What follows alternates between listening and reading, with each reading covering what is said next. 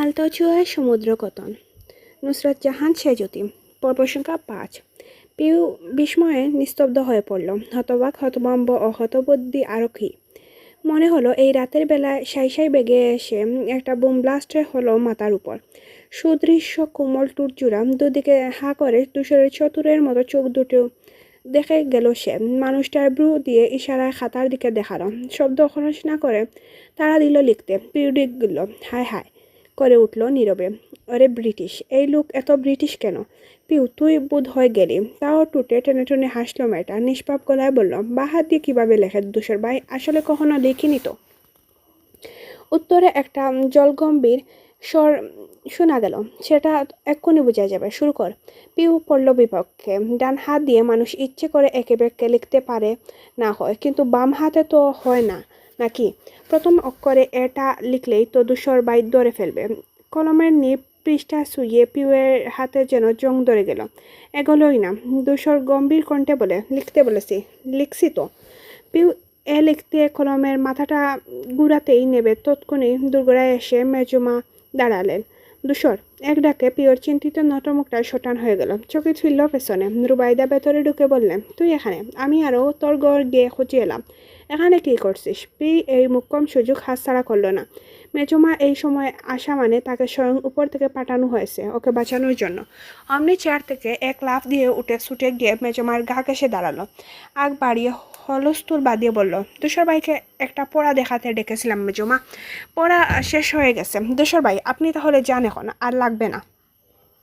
রুবাইদা বললেন, ওমা, এত রাত হয়ে গেল, আর কত পড়বি পিউ? মাথায় এত প্রেশার দিলে শরীর খারাপ হবে। এখন শুয়ে পড়। পিউ লক্ষ্মী মেয়ের মতো গার কাত করলো। আচ্ছা। বলতে বলতে চেয়ারের কোণ তুলে একবার মানুষটাকে দেখার চেষ্টাও করলো। চূড়া নজর বুক অবধি পৌঁছালেও মুখ ছুতে পারল না। রুবাইদা ডাকলেন, ধূসর আয়, বাদ বেড়েছি, খাবি আয়। ধূসর এগিয়ে আসছে। পিউ বলেও আর চোখ তুলল না। গাঢ় হয়ে মেজমায়ের শরীরে ঢুকে রইল। জিভে চুবালো কয়েকবার। সেই সাথে টের পেল বাবার পরে এই প্রথমেই পিউ কাউকে প্রচণ্ড ভয় লাগছে। কেন লাগছে? ধূসর ভাই তো আর ওকে মারবেন না, ওই একটু বকবেন বড় জোর। তখনই ওই লম্বাটে পা চূড়া পিউয়ের ঠিক মুখোমুখি থামলো। পলিশ করা ডার্বি শু থেকে কাপা চোখটা না চাইতেও তুলল পিউ। ততক্ষণে রুবাইদা ব্যস্তভাবে বেরিয়ে গেছেন। ধূসর তেজদৃপ্ত চোখ দুটো দাঁড়ালো খুব এক দৃষ্টিতে যেন শত ছুরি বসানো। পিউ একটু গাবড়ে গেল। নিবু চোখটা মেলে রাখলো কোনো মতে। ধূসর কিছু বলতে গেলে রুবাইদা ফের ডাকলেন, কই রে ধূসর, আয়। ধূসর চোখ বুঝে দাঁত পিষে থামলো। গিলে নিল ওইটুকু। পরপর হুলস্থুল গলায় বলল, যতটুকু মানুষ অতটুকুই থাক। এত ছোট্ট গলে 5 আঙ্গুলের ছাপ বসাতে আমার খুব খারাপ লাগবে। পিউ কাচুমাচু চুকে চেয়ে রইল। চুপসানো মুখটা দেখে রাগ দমিয়ে মাথাটা একটু ঠান্ডা করলো ধূসর। আর কিছু না বলে হন করে পাশ কাটালো মুহূর্তেই। হয়তো ভাবলো ওর হুমকিতে কাজ হবে, বাচ্চা মেয়ে ভয় তো পাবে। অথচ সে যেতেই মাথা তুলে টুট চেপে হাসলো পিউ। দুদিকে দুলে বলল, হাতের ছাপ বসাতে খারাপ লাগলে টুটের ছাপ বসিয়ে দিন। আমি কি বারণ করেছি? তারপর বড় করে শ্বাস নিল পিউ। গলে গলে আহ্লাদে একা একা বিড়বিড় করলো, কত কিউট করে দমক দিয়ে গেল আমার পুকি ধূসর ভাই। রুবাইদা টেবিল ভর্তি করে খাবার বেড়েছেন। আজ অনেক পদ রান্না হয়েছে বাড়িতে। ডাল থেকে বাজি, মাংস, মাছ সবই ছিল, তবে মেইন ডিশ সর্ষে ইলিশ। খুব উচ্ছ্বাসিত হতে ছেলের প্লেটে বাদ দিয়ে চেয়ার টেনে বসলেন তিনি। ধূসর বেসিন থেকে হাত ধুয়ে এসেছে। বসতে বসতে এক পলক মাকে দেখে বলল, বড় মা কোথায়? রুবাইদা হাসিটা কেমন একটু। তিনি জানালেন, এই প্রশ্ন কেন? আপা ঘুমাচ্ছে তো। তুমিও চলে যাও। আমি থাকলে তোর খারাপ লাগবে? খারাপ কেন লাগবে? তাহলে খা, আমি দেখি। কতদিন নিজের হাতে বেড়ে তোকে খাওয়াই না, আজ একটু মন ভরি। ধূসর বাতের লোকমা মুখে তুলতে তুলতে টুটের কোণ বেঁকিয়ে হাসল। বিপ্রুপ হাসি। রুবাইদা কষ্ট পেয়ে বললেন, এখনো মায়ের উপর রাগ করে আসিস? ধূসর চুপ করে খেয়ে গেল, যেন শুনতেই পায়নি। নিস্পৃহ চিত্তে একর পর এক লোকমা মুখে তুলল।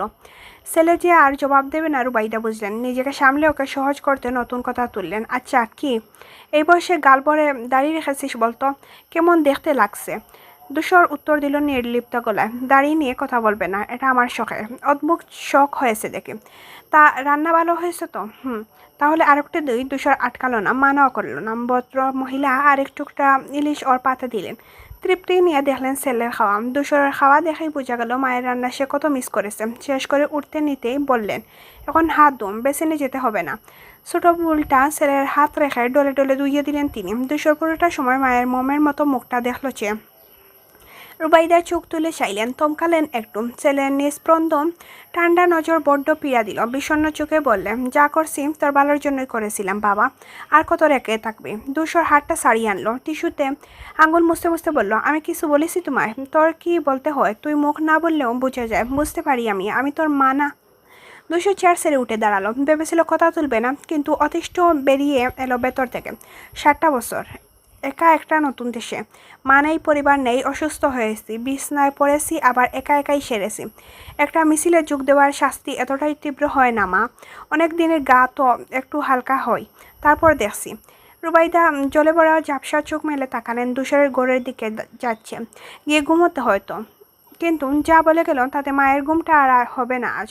দুশোর হুমকিতে আসলে কাজ হলো না। পিউ তামার বদলে প্রেমিক শুইলু পাগলামো আরও দ্বিগুণ বাড়িয়ে দিল। সেদিন তো কাগজে ছিল টেবিলে, আর এরপর থেকে রুমের আনাচে কানাচে ছোটো ছোটো চিরকুট আবিষ্কার করতে শুরু করলো দুশোর। কখনো মাথার বালিশের উপর কাগজে লিখে গেল, আপনার মাথার বালিশটা রাখার অযোগ্য, এই মাথা থাকবে শুধু আমার, আর কিছু নেই। কিন্তু পরে কি হতে পারে ভেবেই দুশোর কেসে উঠল। দাঁত মুখ খিচে একবার যেতে চাইলো কান মলে দিতে, থামলো পরপর। এরকম কথা নিয়ে অপিউকে চার্জ করবে কিভাবে? শুধু কাগজটা দুমড়ে মুচড়ে বিনে ছুঁড়ে ফেলতে ফেলতে বিড়বিড় করলো, অকালপক্ষ একটা। এরপর দিন সকালে দুশোর যখন তৈরি হতে গেল, দেখালো পারফিউমের বোতলের নিচে টেসে রাখা আরেকটা কাগজ। সুযোগ শব্দ করলো, সেখানে লেখা, এতটাই কি মদ মেশানো? না হলে আপনি পাশ থেকে হেঁটে গেলে আমার এত নেশা লাগে কেন বলুন তো? দুশোর কিছুক্ষণ তম মেরে দাঁড়িয়ে রইল।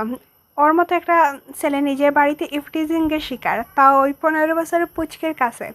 কিন্তু কোনো প্রমাণ নেই। পিউ খুব চালাকি করছে। ওই দিনের লেখার সাথে আজকের লেখার মিল নেই, একদম নেই। দুশোর ফের কাগজটা ছুঁড়ে বিনে মারল। মাথায় রাগ গিলে নিয়ে বেরিয়ে গেল কাজে। দেশে ফেরার পর থেকেই বাচ্চাদের সাথে ওর তেমন দেখা হয়নি। 2টো দিন ও খুব রাত করে ফিরেছে, আবার বেরিয়েছে যখন তারা ছুটেছেন কাজে। আজকে দুশোরের পার্টি অফিসে একটা বিশেষ দিন। খাতা কলমে নিজেকে এই রাজনৈতিক দলের প্রতি উৎসর্গ করার দিন। দলের ভালো মন্দে সে জড়িত থাকবে, আর তার ভালো মন্দের দায়িত্ব দল নেবে। একটা ছোট্ট ফর্ম ফিল আপ করে নিচে পেঁচানো হাতে নিজের নামটা সই করতেই সবাই হইচই তুলল। আরিফ চেঁচালো একটু বেশি। দুশোর দলে যোগ দেওয়া তার খুশি ধরছেই না। খালেদ সহ সবাই বুকে বুক মেলালো। রনক মেলালো মুখ বার করে, তবে সরে গিয়ে দুশোরের 2 বাহু ধরে বলল, ওয়েলকাম। আশা রাখি দলের উন্নয়নে নিজের বেস্টটাই দেবে। ওর মুখে হাসিটুকু যে টেনে হিচড়ে আনা দুশোর বুঝতে সময় লাগলো না। সঙ্গে সঙ্গে টুট টেনে হাসলো সেও। রৌনকের কাঁধ চাপড়ে বলল, উন্নয়ন একা একা হয় না, দলের সবাইকে এক থাকতে হয়। মুখে এক, মনে আর এক। নিজেদের মধ্যে যেদিন এমন কিছু থাকবে না, দলের আসল উন্নয়ন সেদিনই আশা করো। দুশোর চলে গেলেও রৌনকের মেজাজ খারাপ করে চেয়ে রইল, বিড়বিড় করে নাক ফুলিয়ে। 2 দিনের বৈরাগী আমাকে এসেছে জ্ঞান দিতে। পার্টি অফিসের প্রধান কাজ ইকবাল সামলান, সেই সিদ্ধান্ত নেয় বড় বড় ব্যাপারে। মাঝে আলোচনাও করে দায়িত্বরত এমপি মহোদয়ের সাথে। পার্টি অফিসের প্রায় খাবারই উৎস হয়, সরকারের তরফ থেকে আসে, ওরা নিজেরাও আয়োজন করে। আজকে আয়োজনে বুনা খিচুড়ি আর মাংস ছিল। রান্না হচ্ছিল অফিসিয়াল খালি রুমটায়। ইকবাল একবার তদারকি করে এলো সেখানে। গরমে ওর নীল পাঞ্জাবি পিঠ শুয়ে টপ টপ করে ঘাম ঝরছে। এরপর নিজ কার্যালয়ে এসি রুমটা এলো বাতাস খেতে। এদিকে ওদিকে চেয়ে বলল, একটাও টিস্যুর বক্স নেই। সব কি পাশামস্তি নিয়ে গেছে? গেমে গেছি আমি। দুশোর এক কানে ব্লুটুথ, কপাল কুচকে স্কিনে কিছু দেখছিল। পরনে একটা কালো শার্ট, ভেতরে সেই একই রকম ক্রিউনেকের কালো গেঞ্জি। ইকবাল বলল, এই যে লাট সাহেব, আপনার কাছে রুমাল আছে? ওই বেটা, আরে ওই। দুশোর চোখ তুলে চাইল, কপাল বাসটা গাঢ় করে শুধালো, কিছু বললি? ইকবাল দপ করে ওর পাশের চেয়ারটা বসলো। হা উতাশা করে বলল, এই সমাজ আসলে আমার মতো ফুলের জন্য না, পৃথিবী এখন জালেমদের জন্য, দূষরদের জন্য, দুসরেদের জন্য। একটা কাজের আছি ইকবাল, কি লাগবে বল। মুখটা ধুয়ে এলাম, আপনার কাছে মুসার কিছু থাকলে দিন ভাইয়া। দুশোর পকেট থেকে রুমাল টেনে বের করতে গেলে সাথে সাথে একটা কাগজের দলা পড়লো নিচে। ইকবাল চোখ চেয়ে দেখে মনে হলো বোম পড়েছে। আটকে উঠলো, এটা কি? আতর্কিত তে তুললো। অর্ধেক বাজ মেলতেই দেখলো আঁকা বাঁকা হাতের লেখা, খান কি আপনি? এই এক লাইনের চোখ তুঙ্গে ছেলেটার ব্রু কপালে নিয়ে বলল, হই গালি দিয়েছে। মুহূর্তে বাইরের দিকে চেয়ে রেগেমেকে চেঁচালো, কোন ফকিন্নির পুত আমার বন্ধের পকেটে গালাগালি রেখাচ্ছে। সামনে আয় শালা, সামনে আয়। দুশোর চসূচক শব্দ করে কাগজ ছিনিয়ে নিল। পুরো বাজ মেলে দেখলো, খান কি আপনি, এত ডেসিং কেন? তারপর শান্ত বিরস মুখে বলল, গালি দেয়নি, কি হাই প্রশ্ন করেছে হে? দুশোর পুরো কাজ গুগুরিয়ে ওর সামনে ধরতে ইকবাল চোখ বড় বড় করে পড়ল আবার, তাও উচ্চারণ করে টেনে টেনে সোজা হয়ে বলল, ও স্পেসটা দেখিনি। এই এক মিনিট, এমন কথা কে লিখলো তোকে? দুশোর বলতে চাইল, টুট কামড়ে বিরক্তি মুখে। ইকবাল বুদ্ধি নিয়ে নিজেই ধরে ফেললো। মিটমিট হেসে বলল, পিউ পিউ লিখেছে তাই না? তারপর খেক খেক করে হেসে উঠল সে। দুশোর চোখ রাঙিয়ে দমকালো। ইকবাল চুপ, এমনিতে মেজাজ চটে আছে, কানের গুড়ায় মারবো, মেজাজ চটে আছে। আহ কেন, পিউ পিউ ভীষণ জ্বালাচ্ছি মনে হচ্ছে। দুশোর এবারে মুখ শক্ত করে চুপ করে রইল। ইকবাল কাঁধে হাত রেখে বলল, আরে পেরা নিচ্ছিস কেন, বয়স কম তো।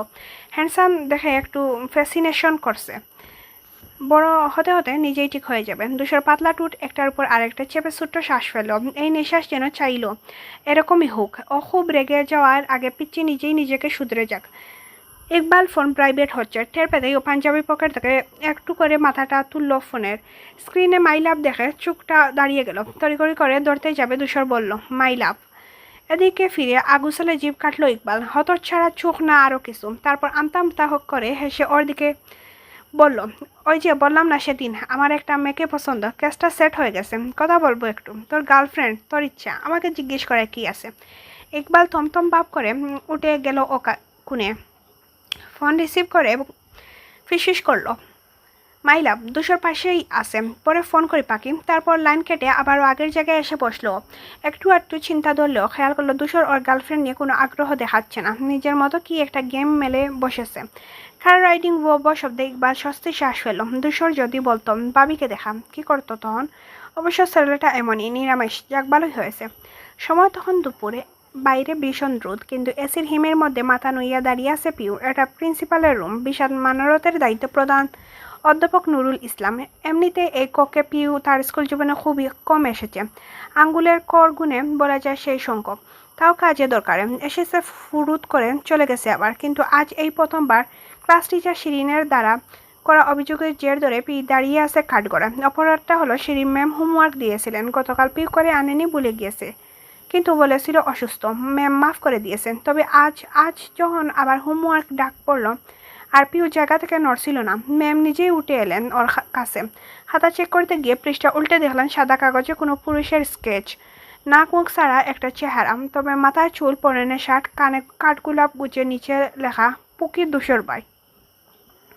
পিউয়ের তখন ভীষণ বয়ে মরে যাওয়ার দশা। প্রিন্সিপাল স্যারের সাথে আমজাদ শিকদারের বেশ ভালো সম্পর্ক, ওদের পুরো পরিবারের সঙ্গে জানাশোনা ভালো, জাতিগোষ্ঠী সবই তো এখানেই পড়েছে।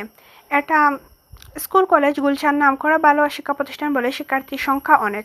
স্যারের মেয়ের বিয়েতেও গেছিল পিউ। এখন যদি বাবার কানে চলে যায়, শিরিন ম্যাম কী থেকে কী বলছেন কে জানে। কেন যে তখন তানহার কথা শুনলো না, মেয়েটা কতবার ফিসফিসিয়ে বলছিল, পিউ ম্যাম ক্লাস নিচ্ছেন, হোমওয়ার্ক চাইছেন, থাক কি, তুই কি ভাবছিস ভাই, পড়ায় মন দে তো। জবাবে উদাস পিউ বলল, পরে কি হবে, বর তো খুঁজেই পেয়ে গেছি। নুরুল ইসলাম টেলিফোনে কথা বলছেন। পিউ পেটের কাছে দুহাত বেঁধে জড়সড় ভঙ্গিতে আনত হয়ে আসে। নড়ে উঠল ভদ্রলোকের এক ডাকে, পর্ষা কী ব্যাপার? জি স্যার, ভালো। ভালো কি ভালো, সে তো বুঝতেই পারছি। শিরিন ম্যাডাম তোমার নামে এক জুরি কমপ্লেন করে গেলেন, কেন তাহলে? পিউর চেহারা শুকিয়ে গেল।